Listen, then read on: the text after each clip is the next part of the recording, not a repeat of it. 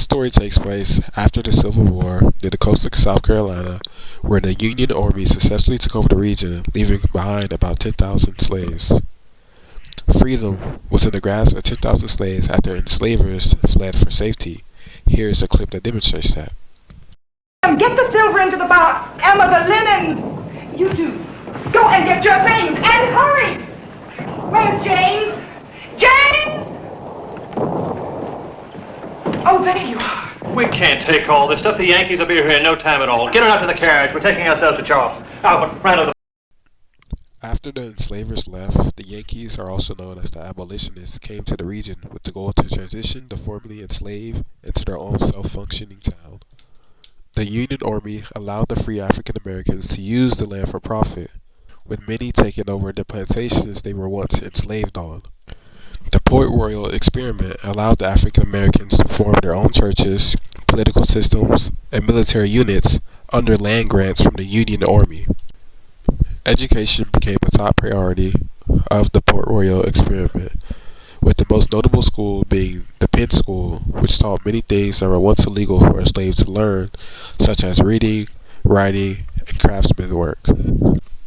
As the Port Royal experiment became more successful, President Abraham Lincoln began redistributing more and more abandoned Confederate land to the African Americans for a cheap price.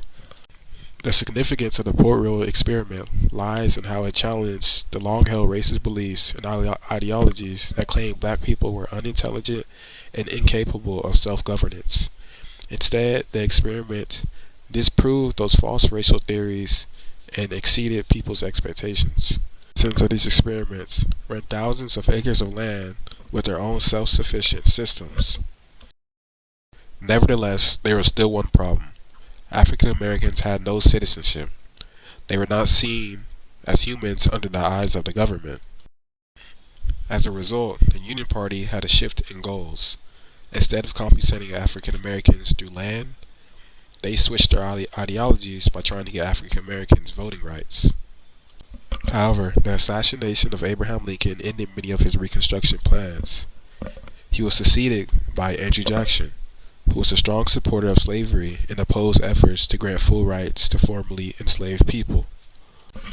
After the Civil War, Andrew Jackson officially ended the Port Royal experiment by redistributing all of the land back to its white owners.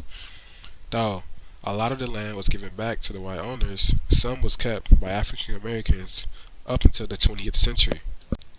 Overall, the Port Royal experiment served as an example for both the North and the South of what African Americans could accomplish on its own, proving that they too can thrive economically and civically.